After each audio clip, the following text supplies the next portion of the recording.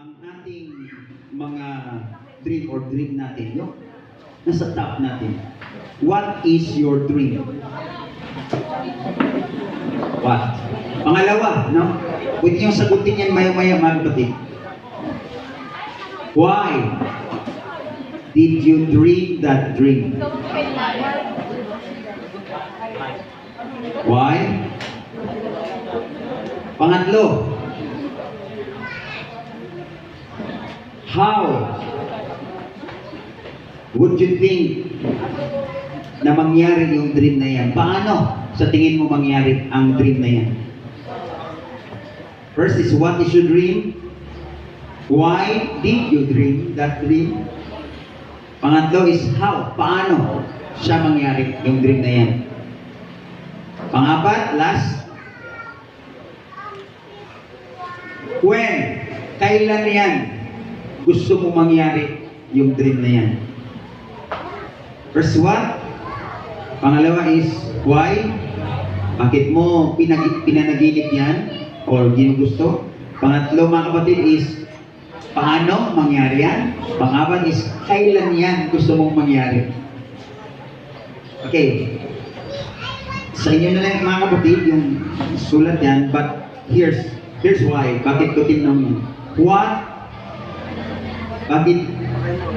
gives us direction? Kasi kung wala kang dream, wala kang direction. Pangalawa is, why? Why? Meron kang reason, meron kang purpose. Why gives us the purpose? Why gives us the reason? Pangatlo, mga kapatid, is how? How? It will give us productivity, yung how. Hindi lang tayo nakaupo. Productivity, ang reason dyan kung meron tayong how. Pang-apat, mga kapatid, is when? Ano sa tingin nyo kung bakit kailangan yung when? May target. That's it. Hindi lang come what may. May target tayo. Okay. Before ko ibigay, mga kapatid, i-introduce ang ating mga speakers. Meron kong very simple illustration. Sabi nga nila, kung mayroon daw, kung may tiyaga, may nilaga, no? Palagi nating na need. But here's the overview, mga kapatid, no? Sino dito gusto umupo sa beach at relax? Diba, okay na lahat, wala nang restrictions.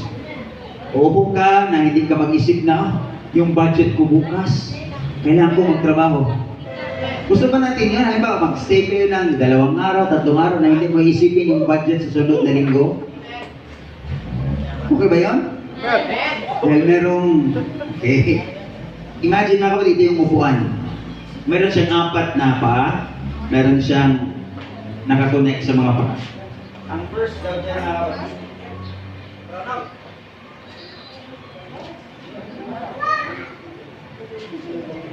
first is hard work. No? Kailangan hard work, mga kapatid. Talagang gagawin natin. Okay? Ang unang component daw ng success, o yan ang upuan ng success, is hard work. Mamaya i-discuss ng ating mga detalye niyan, mga kapatid. Hard work. Hard working ito. Alright. Pangalawa, so, sipag, no? Sipag talaga. Sipag at tiyaga. Pangalawa, mga kapatid, is, anong sunod natin? Strategy. Dahil yung sipag, kung hindi mo dagdagan ng strategy, hindi rin lalawak ang iyong output. Kung sipag, dagdagan natin ng strategy kung bakit tayo. Sabi ng isang presidente, kung yan, strategy. Hindi lang puro basta hard work, kailangan samahan natin ng strategy, ano bang dapat kong gawin. Kung magtrabaho daw tayo, mga kapatid, magbungkal o kaya magtabas, magbigay ka rin ng panahon na hasain yung itak para mas mabilis strategy. Next is, dagdagan natin ng knowledge. Halimbawa, negosyo. Huwag tayong mag-stick doon sa ating nalaman ng nakaraang taon. Alamin natin yung makabagong paraan. That's knowledge.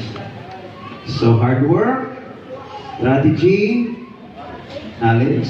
Tatlong paa na. Hindi pa rin buo yung apat na paa ng upuan na pwede tingumbo. Idagdag natin yung patience. Patience. That means tuloy-tuloy lang. Meron mang setbacks, meron mang tuloy lang, patience. No? Hindi agad makita yung bunga. Okay? Kompleto na.